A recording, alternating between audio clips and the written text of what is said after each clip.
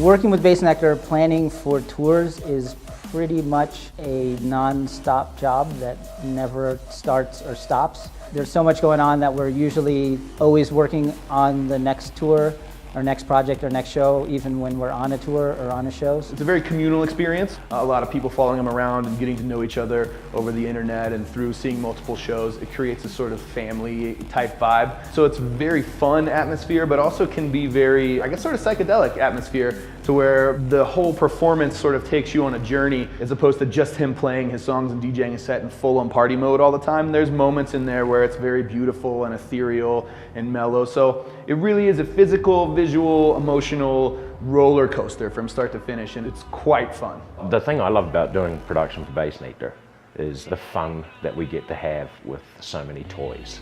The production we're carrying at the moment, and specifically for this show today, is, you know, it's just like good cutting edge technology, amazing product. We get to play with it and have a whole lot of fun. This show is in 5 semi-trucks.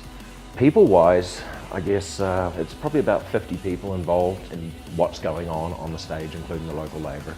And then of course there's all the auxiliary folks, you know, the people who are doing the catering and setting up the dressing rooms and security folk, etc. So yeah, it's a big project, a lot of manpower, The most exciting thing about being on tour with Bass Nectar is probably putting up the most amount of PA that anyone's ever seen in the venues we're going into, and hearing and feeling it during the show.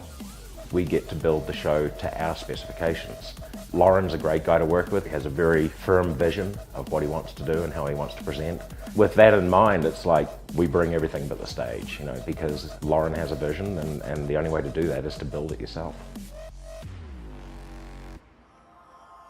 Lauren puts together the material. When he's happy with the balance and the sound and the instrumentation, the composition, etc., it'll then go off to his mastering engineer. And a lot of care goes into the mastering, you know, right down to the frequency of the root note. So one thing that's happened in recent times, especially now that we've got the Leo with the LFC 1100s, is we're finding we can go lower as far as the bass drops and the root notes go, and we can get right down to like 26, 27 hertz cleanly and physically as part of the composition. Basically, I'll be making adjustments over the course of the show or from track to track based on what I'm hearing in the room, what the temperature is, how windy it is, whatever, you know, there's all sorts of things. So basically I then get to polish it, and then the kids go off. I actually went and checked out a bunch of different PAs earlier this year, and I came across the Meyer Leo, and it quite frankly, it just blew my mind. I was like, you gotta be kidding me, you know, this is awesome. And you know, I've said it before, it's a game changer as far as I'm concerned. And it allows me to do stuff with Bass Nectar that I've wanted to do, and it's like the technology wasn't there, or that piece of equipment wasn't there. Well, it is now. I'm really happy with the Leo rig. The ER Tour Sound is providing all the audio. Avid SC48 mixing console, Avalon 737 tube mic pre and compressors.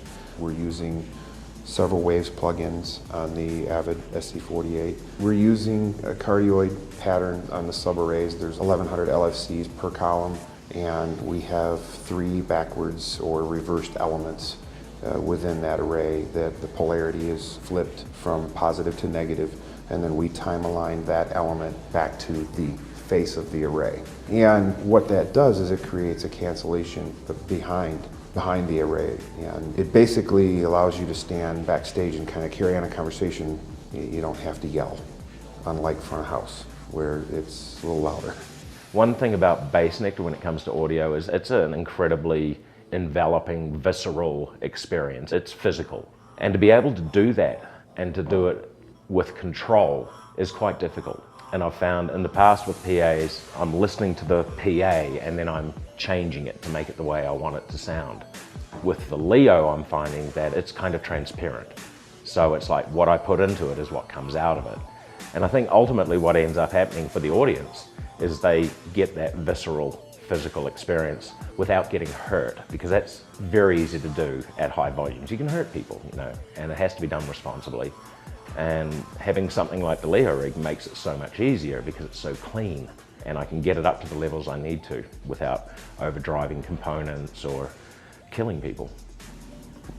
when you're looking to cover a venue like Red Rocks from front to back and the extreme angle up and trying to get consistent results in every seat so that everybody that's participating is experiencing a very similar vibe as the same person in the front row. I think the best comments to hear after or during a Bass Nectar show are just how happy and satisfied and how different and unique people's experience are at the Bass Nectar show, and to know that a lot of people recognize the difference from what we're doing to a lot of what else is out there.